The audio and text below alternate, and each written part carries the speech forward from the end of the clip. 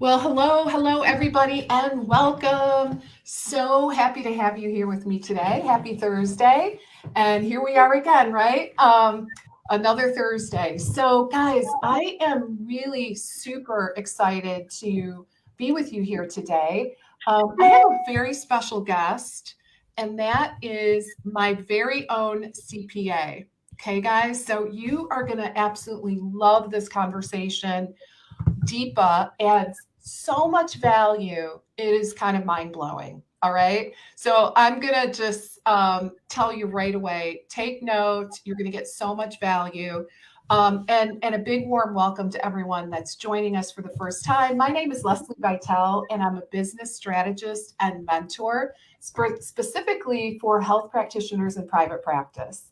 So let's go ahead and jump right in. So, Deepa, why don't you tell us a little bit about yourself, maybe just a little bit about your journey, okay? Because you have a really interesting story, and I'd love for my audience to learn a little bit more about how you ended up where you are, and specifically, how, because I know you do a lot of work with women entrepreneurs specifically. So tell us a little bit about that backstory. Oh, sure. And thank you, Leslie, for your very generous All introduction. for this is like how many times have you spoke? Well, we've never done a Facebook Live before, but Yeah. I should say Deepa has done a special workshop for my last two Six Figure Biz Academy class cohorts. And seriously, guys, like it was pretty mind blowing the stuff that she shared. And really, the coolest part is that she helped my clients save tons of money. So, and I know it's going to be like, because we're in a kind of a public setting, it's a little bit different in terms of what she can share. Um, but just FYI, Deepa is doing a live workshop again this year for my Six Figure Biz Academy, the 2022 cohort. So if you have not yet signed up for filled out an application and filled out a time to get on the phone with either myself or my team, I really want to encourage you to do that. Okay, so go ahead and take it away, Deepa. Tell us a little bit about your backstory. Yeah, no, thank you so much for having me here today. So, I come from a family of accountants, and I grew up in Africa, and then I grew up for a little bit in India. So, um, a lot of worldly exposure when I was really little, but my family is all accountants all over the world with degrees from all different countries. So we pretty much cover everything. And so I grew up in a setting where we talk debit, credit. I knew how to read and rip apart and put back a balance sheet together before I started reading trashy romance novels at No 13. way. Are you It's kidding like, me? yeah. I could rip apart a balance sheet before I even knew what half the teenage stuff was. So That is it was so just cool. natural. That in itself, guys, like really sets her apart. Like Yeah. completely. So like basically by the time you were 11, you were doing balance sheets, right? Yeah, it was just so much part of the culture that I didn't even realize it was part of the culture. I didn't realize that was unusual. So come college, I knew it was just easy to pick a major because I already knew a lot of this and I was just looking for more knowledge, right? So come out of college, I meet my husband, I get married, I come over here to the US, and I took some time off when I had my kids, but then jumped back in when my older one was about 12, jumped back into accounting and the tax world. Straight up went to a CPA firm, decided to learn the ropes on taxes, and started working with business owners. And that's when I realized, oh my gosh, this is where it's at. This is where you can save a ton of money in so many different ways. Like the government incentivizes you to be a business owner. They do not incentivize you to be an employee. They incentivize you to be a business owner. Now, with this more recent president, he took away all deductions for employees and put in a ton of new deductions for business owners in real estate. So anyway, that aside, in my 21 years that I've been working with business owners, I noticed that every time I have a couple sitting in front of me, it was always the man who was talking. Always the man who was talking.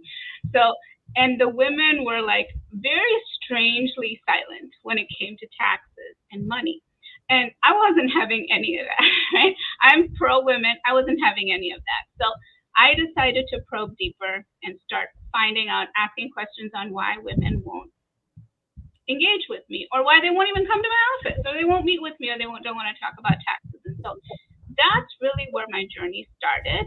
And I decided to be the voice that gets women out of their shell and more aware and more into the money dynamics. Now, money as a dynamic is very masculine in nature. It's momentum, it's forward moving. That's why I think we as women don't embrace it as much. But that doesn't mean that you can't kind of do your own thing with it, right? So I made it my mission to help women business owners take advantage of tax strategies and just, like superpower their businesses and just kind of step into their brilliance, but have money as their best friend. I love that. Yeah. And, so many women, so many of us kind of grew up in it, certainly in the United States, where, the men kind of take care of the money. I don't know. Do you see that even in the younger people, or more like, like, is there an age delineation where you're seeing kind of a transformation in terms of women, kind of taking on the whole money conversation? So that's an outstanding question, and the reason that's an outstanding question is because it's a generational thing, right? So we didn't grow up, you and I, Leslie, we're in the same age bracket. We didn't grow up watching our moms and our grandmas work. We didn't do that. No. Our kids are watching us build careers and build businesses.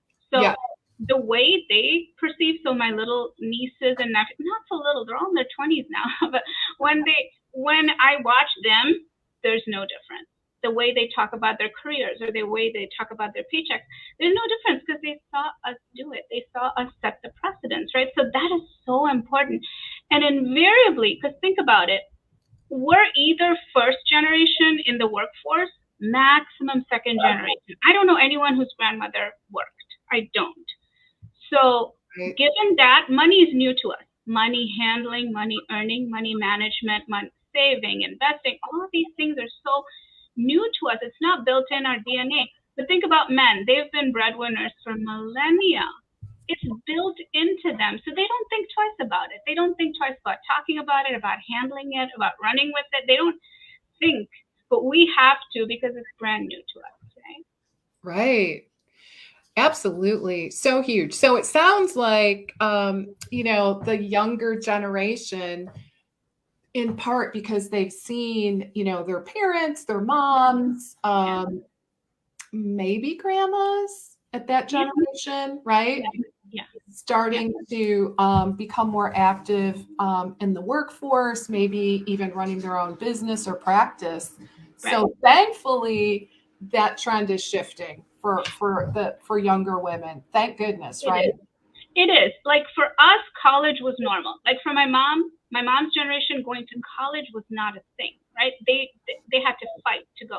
For me, I was automatically enrolled in college, so it became normal. But it wasn't normal to have a full-fledged career. We were just figuring it out because we had no advice. Our advice came from our dads, but then our dads didn't face a lot of the gender bias that we face in the workforce, so they couldn't quite advise us really well. But now, when it comes to our kids, they see us breaking all these glass ceilings. So for them, going into the workforce, handling money, making money, managing it, it's all normal. It's all normalized. I'm so happy to see that. And now what we have to normalize is we have to normalize them starting businesses. We have to normalize them getting help. We have to normalize them getting mentorship to run successful businesses. Look, you and I have figured this out the hard way, right? We've been through the grind. It took us several years to get to where we have profitable businesses. But now we're opening up paths for them to just come in. Like, for example, your six-figure academy. Yeah. You're opening up a path for somebody like a 25-year-old to come in and get your blueprint on how to be successful, make six figures, and I can come and talk to them for an hour about the mistakes not to make once you have your six figures, right? So we're really blazing that path for them. And so I'm proud of that. I'm really proud of that, leaving that legacy. And I'm sure you are too. I am. I appreciate you bringing that up because I think it's honestly, sometimes I forget, right? Like I'm Yeah. so busy, working in the business, helping people that it's really nice to have that little reminder. So thank Yeah. you. Yeah, I mean, and I can definitely say for me personally, so many of my health practitioners across the board, they don't want to be employees, right? They Yeah. don't want to work in a hospital. They don't want to have a job. The challenge is that when they got their training, there is zero entrepreneurial business kind of training, right? What we learned is how to do a decent job working for somebody else. Nothing about how to attract clients, right? How to run your own business, how to streamline, how to create systems, how to build a team so you don't have to do it all. So, all of those things are incredibly important if you want to package everything up, all of your skills, and be able to offer it to the public, right? And so that's really what I personally am very passionate about. I agree with that. And so we live in a capitalist economy, right? And Mhm. so capitalism is supposed to promote entrepreneurship. They don't. They don't do that. They Right. promote getting a job. So in school, we're taught to raise our hands, ask permission to go to the bathroom. We're taught to be compliant. So they're breeding a generation of people who will go into the workforce. Well, there's some of us who are already rebellious and who want to do our own thing. And so we go there and do our own thing, but they don't teach you how to do taxes in school. They don't teach. Listen, I need to know how good nutrition. I need to know if my furnace is not working. I need to know how to do my taxes. I don't need geometry, algebra, I don't need any of that. Like that's what I learned, right? So Yeah. yeah, I enjoy working with people to give them the training and the teaching that they didn't get in high school, right? Like how do we why do I do it? How do I do my taxes? You don't know how to. You don't need to know that. That's something that somebody can do for you. But Right. what you do need to know as a business owner is um, what is a good tax strategy for me to have. Like, do I? I'm sorry, that's loud. It's Anyway, okay. do I need to have? Should I be opening an LLC and S corp? Like that's Okay. in your academy. That's like the biggest question that everybody has for me, and that's the biggest question I get. I think it's the number one question I get from any client who walks in the door. So Yeah. there's no right answer to that. That's going to depend on who the person sitting in front of me is, but it's also going to depend on: are you married? Do you have kids? Hmm. Does your spouse have a job? Do you have a spouse? Are you in a co-living arrangement? So then your taxes are going to look different. So, but when you get in down to your business, there is a right answer for you. And the reason it's so important to pick that right answer is because you can save thousands of dollars in taxes by paying someone for a consultation to help you pick the right entity. And when I say thousands, Leslie, I mean thousands. That's not a false, empty claim. It Hmm. truly is a tax plan that's put in place for you so you can follow it easily. And I'm a fan of automation. Like the more things that can be automatic, because we have software now, right? Yeah. The more things that can be automatic, that's what I'm going to sign you up for. I'm not going to sign you up for something that I and my team have to manually sit and do, right? So Yeah. there's so much of information that we are lacking for basic life skills. It's astounding to me how we're not turning out, people who feel like they're ready for life. I didn't feel like I was ready for life with calculus and algebra. I mean, I wish I knew how to build a house, check my furnace, and do my taxes. Oh yeah. You and me both. Yeah. In terms of what you were just talking about, the $1 million question, should I do an LLC or an S corp? Yeah. Well, because you're my CPA, what a huge difference that made for me. And this is coming I mean, I have actually a lot to share on that topic. Um, Guys, just so you know, we're going to go into a lot more detail on this particular question in terms of the right entity for you and your business. We go into a lot more detail with Deepa in the Six Figure Biz Academy because it's one of those questions, right, Deepa, that you can't really, like in a public forum like this, you can't really go into as much detail as we can do for example, in the academy. But this is a Yeah. pivotal, absolutely critical decision. And I can definitely speak from experience, coming off, before I met Deepa, I was coming off of a year where I owed a whole bunch of money for taxes. It came out of nowhere. I had no idea. I mean, I suppose I, should have known, right? But I didn't. I didn't know, and it was really quite a big, not a pleasant surprise, right? And then I met with Deepa, and we took a look at my entity and made some changes. And wow, what a difference it's made in terms of savings, right? I mean, really, really significant. So, yeah. Yeah, like I said, so some of these decisions are legal as well. So we always work together. I always work with an attorney because I want the attorney to give you the legal advice. I can't. What I can talk about is to the tax aspects of it. So when it comes to taxes, we talk about flexibility of entity. Like just because you have an LLC or an S corp, it's not the end. Like you haven't done what you need to do. That's the beginning, right?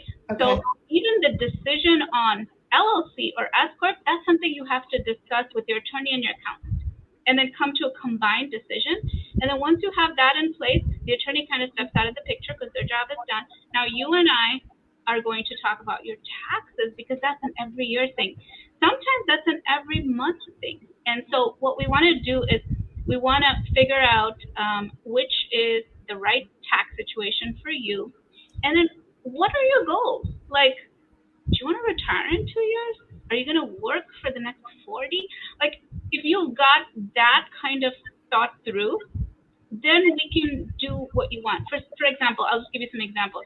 Once I got a 32-year-old client come to me and she goes, I want to put the maximum money in my 401k. I don't care about anything else. Wonderful. Then guess what? We picked the right entity for that. We set that up for her, and we made sure she got her $55,000 inside of her entity before we talked about anything else. And we got that done and she was on the launch model, so we got that done pretty quickly. And then we talked about other things. And so then there's another client who came to me and said, I want to set up 10 locations. I don't want to talk about anything else until I have 10 locations of my company. Great. So then you have to accumulate cash. You've got to have banks on your side to give you credit. So, everybody's situation is different. But when you know where you're going, then the tax strategy can be put in place to help you, right? Mm-hmm. So, and sometimes when people don't have that clear direction, they just want to work with people. They just want to serve people. They want to impart their knowledge and help people. And I kind of give them a roadmap. Like, you can go down this path. It's never going to fail you because, it gets you to a certain destination where you have wealth, savings, everything put together. And then sometimes they just end up choosing that path. And so, there's 100 things you can do, but it's individualized. It's tailored. So when I'm talking to somebody, I like to see who they are, know who they are. And so inside your academy, it's perfect because we have a small group and they get to ask me questions and I can turn back and say, okay, tell me, are you married? Do you have kids? And then you can give them kind of a little bit more tailored advice, which is then what's going to really, create those massive savings for them. Yeah. And I do remember in last year's, in 2021's cohort, pretty significant changes that were made to save money on taxes as a result of your workshop. So I remember I remember that call so well because there were people on that call that were like, well, this is unacceptable. There was so much of outrage at the lack of advice they were receiving. So I remember that call so well. They were I remember it like it was yesterday. Because that was me too, right? Like I had just gone through that whole shock. And so I really do understand how,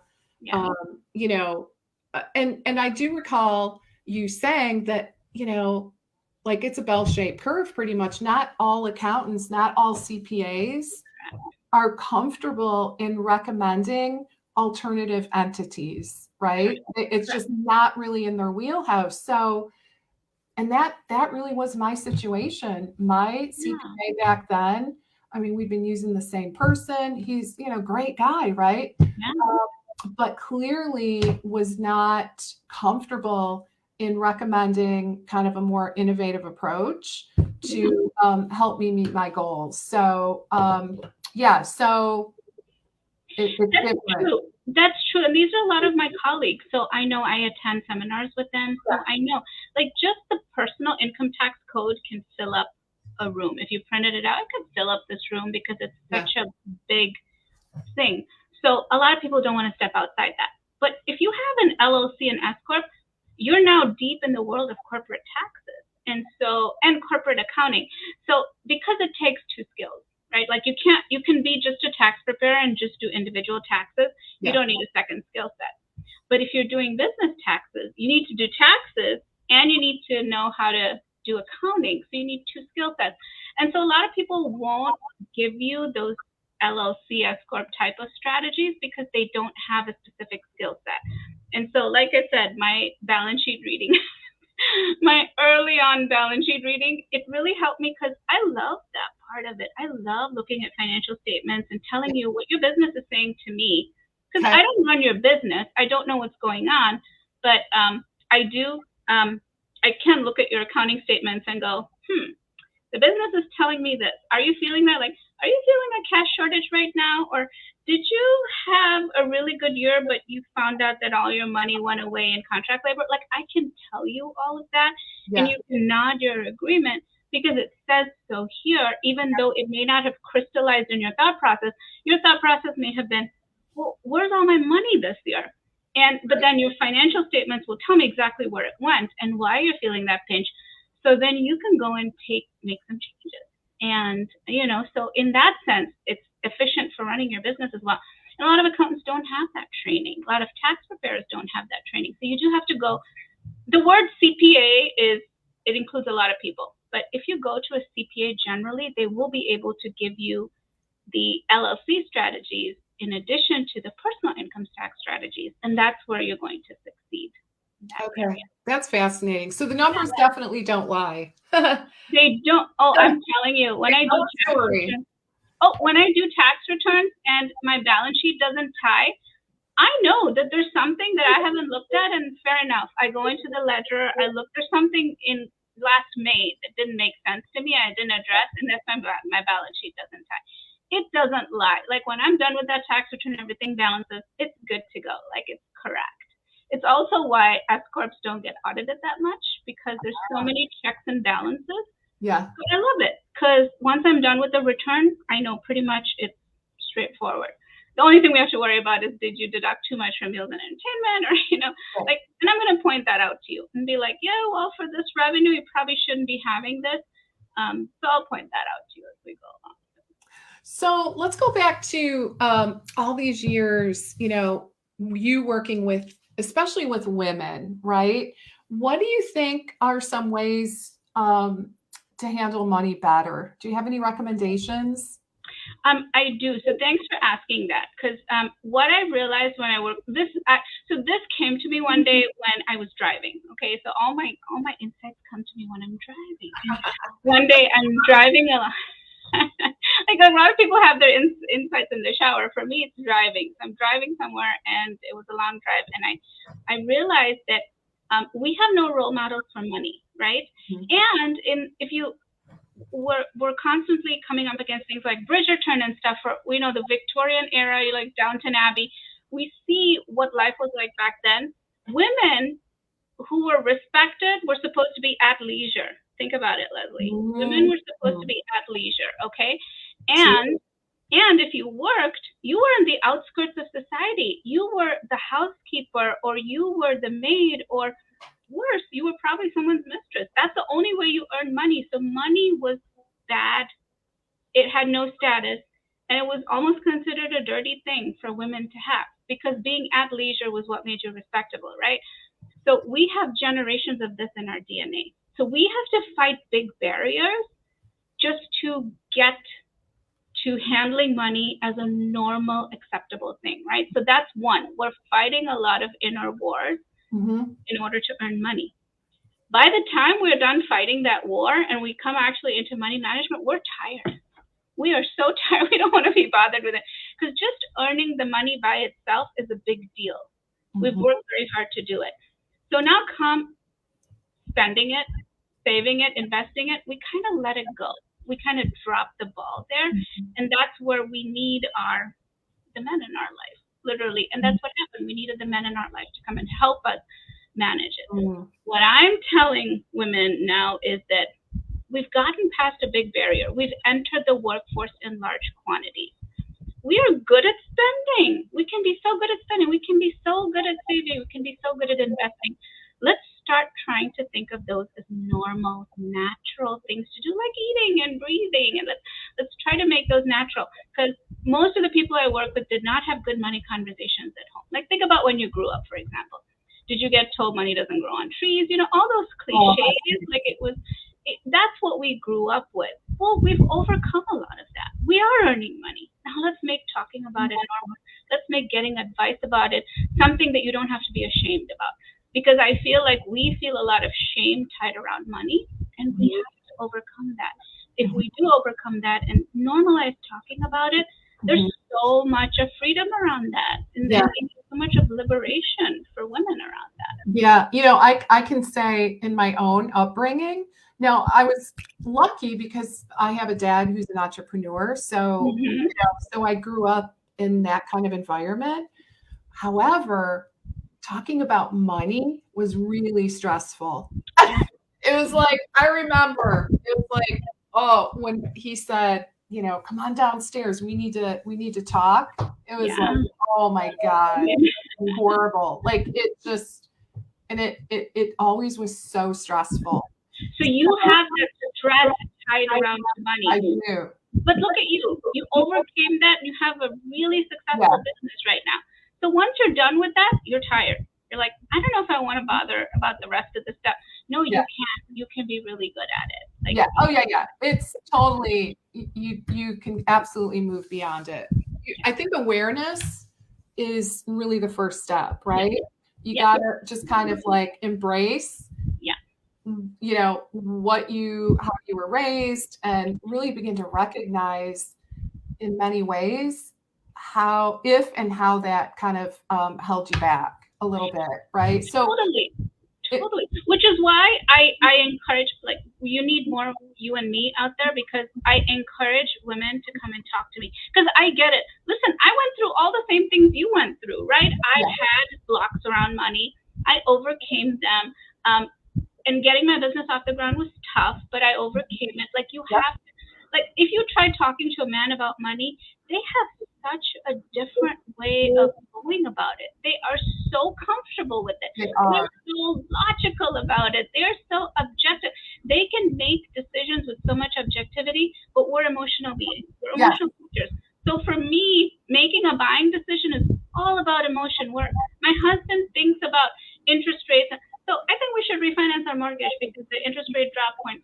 And I'm like, refinance our mortgage? Oh my God, that's so much work. He's like, no, it's just, let's just do it. He's just so comfortable with that topic. Whereas for me, I'm like, not as comfortable yet. And I'm an accountant and a money coach, and I'm still not comfortable with it. So, you know, there's that. So that's why you need to talk to more women.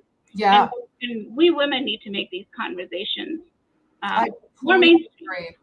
Yeah, and have groups that support one another, right? Like absolutely, you know, that are, you know, groups of women that are basically doing what you want to do. Exactly. We're collaborators by default. We do well in groups. Yeah, absolutely. That is so it's so helpful. So I wanted to ask you before we jumped on and pushed the live button, you had mentioned a little bit about what you call the tax trap. Yes. I wonder if you could talk a little bit about what that is and what the implications are. Yeah, sure. So what most of the women who talk to me or come to me do not have a problem with earning at this point. They've broken through that barrier. Okay, like yourself. You never had a problem with earning.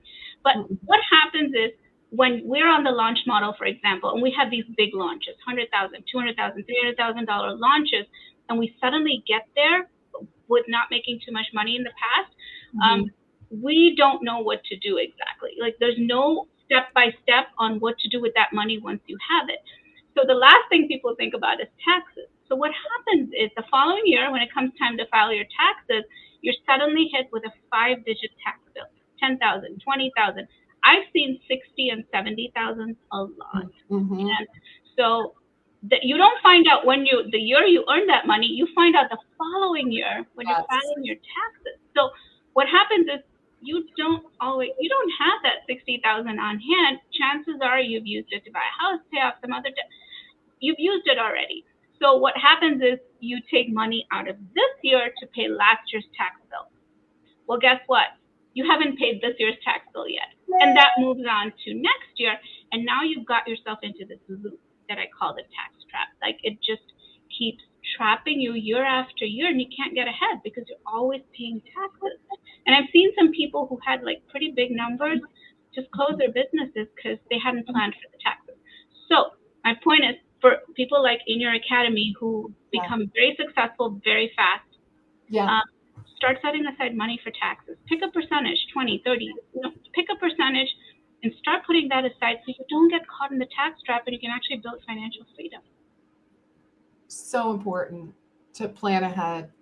Yeah, absolutely. Speaking of which, what can you speak at all to maybe some tax write-offs that our audience may not be aware of? Is that a topic you can touch on? Yeah, sure. There's many things. Well, I'm not sure if they're not aware of these things, but generally an expense is defined as something that you need in the ordinary and necessary course of your business. So what happens there is that it opens up a bunch of things that you could write off that you may have not known that you could. For example, any kind of education that you get, any kind of your academy, for example, most people may not know that's a tax write-off, but if you're going to get that education to run your business, that's a write-off, right? So, and things like, I don't know, your equipment, for example, for specialized equipment, a photographer can write off their camera. For me, that's tax software. For you, that may be something else. But anything that's very specific to your industry that you need in order to run your business that someone else may not need in order to run theirs, that's a write-off for you. Then we make sure that people record their mileage and their cell phone usage because we're using our personal cell phones for business. So we take a percentage of that. We take a percentage of our car because we're driving for the business. So there's so many things to go over, but specifically for your business, there's going to be things that you haven't realized are a deduction for you that may not be necessarily a deduction for someone else. Right. So important. Yeah, let's take a quick look at some of our comments. All right. Single mama, business owner, much more. Yeah, right. You kind of have to be in that situation, right? Absolutely. Be more money minded and want to have full control and to grow. Incredible. And then, so guys, sorry, I can't see, I don't know your names, just the way, Facebook protects privacy. So, okay. I think this is our same person. However, when I was married, I was 0 in finances and tax. Okay. Maybe having spouse who does everything while you're focusing on raising baby. Yeah. Maybe one less task. That's really true. Oftentimes when the kids are little, we're like, just take over, pay all the bills, do all that. And yes, I've done that too. When I had kids and my husband, he's so much more comfortable with the finance management than I am. But then I'm an accountant. I have to teach myself. But true, even though he's not in the finance field, he's so much more comfortable around money. It's a fact. It's just a fact. Yeah, absolutely. And investing and all that.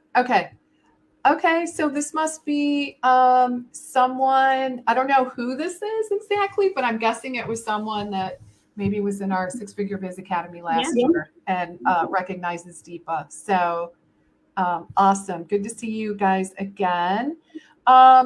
Great. Is there anything else that anything else that you'd like to add, Deepa? So I would like to tell all women that this is not rocket science, it's just numbers. And we are all smart around numbers. Just as we are smart around words, we're smart around numbers. It doesn't have to really hurt or anything. Just go for it. Okay. Yeah. Hey, Karen. So this was Karen. Karen was so she was in the academy last year, and she says her income really jumped up this year. Bravo! So happy for you. Awesome. And she's finding herself really scrambling to figure everything out. Okay. Yeah. Because with increased income comes all those you know what? More the T word, right? Yeah, right. So And the things that you can do, and honestly, guys, just like I shared last year, like in a lot more detail in the academy. I mean, I'm like the poster child, right? Yes, Seriously, I came to the table like I was that person. Like I had this huge tax bill. I was not expecting it. It really, really took me off guard. And then, frankly, Deepa and my attorney, so we did just what Deepa is recommending. We, had a joint meeting and decided what was best for me. And that's really, I think, obviously the best route to go because there are a lot of different considerations. And Leslie, you said yes to everything. So that's to your credit. Because anytime I go, Leslie, shall we do this? She's like, yes. You won't even let me finish my sentence. That's to your credit, right? Because you're saying yes to yourself when you're saying yes to those things. Yeah, I mean, I guess I'm wired that way, right? Like, let's do it. Let's do it. There's always like a sense of urgency, like, yes, let's do it now. Let's see. Okay, so this is Karen again. In the academy, it made me really aware of the financial support we would need when our income would go up, and that was really helpful. Thanks for that, Karen. Yeah, and that's the beauty, right? I mean, honestly, people that go through the academy, the Six Figure Biz Academy, their revenues go up, right? Like that's what it's designed to help you to achieve. And I bring Deepa in like around 3/4 of the way through when all of a sudden you're like, oh, whoa, like I'm making more money. I need to be much more strategic in terms of what I'm doing with this money so that, just to kind of reduce that tax burden and just be strategic. Yeah, exactly. I think that's really the end goal here is to be very, strategic and mindful, right? Just like we teach our clients to eat more mindfully. Mm-hmm. There's a lot of overlap with mindfulness, guys. And I would say, when it comes to spending money, managing money, I mean, I do see a lot of overlap, kind of ironically, with mindfulness and intentionality, right? Usually, Leslie, women need me when they've started earning. So you help them with that first phase. But when they come to me, they don't come to me because they have trouble earning. They come to me because they've earned and now they don't know what to do next, right? Yeah. So then I guide them through spending, saving, investing. So then you have the full spectrum around. Exactly. And that's what we want. So awesome. Is there anything else that you'd like to add? Women, we're all going through this journey together, right? All women are going through this journey together. And we have to define how we're going to do money our way. It doesn't have to be exactly the way men do it. They have their way. We are figuring out our way. We are the largest generation in the workforce right now. And our kids are coming in normalizing that. So, it's up to us to figure that out. We're all in the same boat. So we get to enjoy the journey. I love it. That's really true. Yeah. All right, guys. So we're going to begin to wrap up. Just a quick reminder, a couple of things, actually. For those of you that don't know, I am doing a complimentary Ask Me Anything laser coaching session on Sunday at 4 p.m. Central. No opt-in or registration required.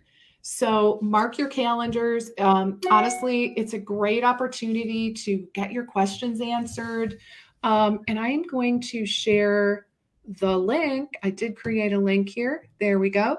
So you're not going to be asked to opt in. So we want to make it nice and easy for everybody. All you have to do is go to lesliebytel.com/AMA for Ask Me Anything. And I will look forward to seeing you Sunday. That's this coming Sunday at 4 p.m. Central. Come with your questions, because really my intention is to support you, get those pesky questions out of the way so that you can actually move forward. And then the other thing I want to remind you about is if you have not yet submitted your application for the Six Figure Biz Academy, I really want to encourage you to do that. Our early bird pricing ends Sunday at midnight. And really all you need to do to claim your spot is to submit a what we're calling an application. We just want to make sure you're a good fit. You can also schedule a time to chat with either myself or someone from my team, because again, we want to ensure this is a good fit for you, right? So if you're at all curious, I want to encourage you to go to the number 6. Actually, you could type in SIX as well. But the shorter way is sixfigurebizacademy.com. You'll see a little button at the very top of the page that says apply here. Click that button and that will take you to the form to fill out, as well as our automated scheduling. So hope to be chatting with those of you who have not been through the academy yet. Would love to have a conversation with you, over the next week or so to determine if that is the next right fit in your journey. All right. So that is the business that I wanted to take care of. I really sincerely want to thank Deepa for taking time out of your busy day to join us. And it's just so nice to have this conversation, especially because most of us, I don't want to say all, but many of us here are women. Yeah. And to get that, encouragement to really step in, lean into, really managing your money in a smart way, and just being really cognizant and strategic about it is just those words of encouragement, I think, is incredibly powerful. Sure. And so I really appreciate it. So thank you, Deepa. Thank you so much for having me. I love chatting with you. So thank you for having me. Yeah, I love it. And guys, again, if you want more, go to the sixfigurebizacademy.com, fill out your application. Deepa is going to do a live workshop in the academy, and she'll be able to go actually quite a bit deeper in terms of recommendations and just, different avenues that you can consider to really take control of your money. So looking forward to that as well. All right, everybody, I hope you have a wonderful rest of the day, an awesome weekend. Don't forget to join me Sunday at 4 p.m. Central, all right? 4 p.m. Central for live coaching, all righty? So I'll look forward to seeing you all soon, either Sunday or next Thursday. Bye for now.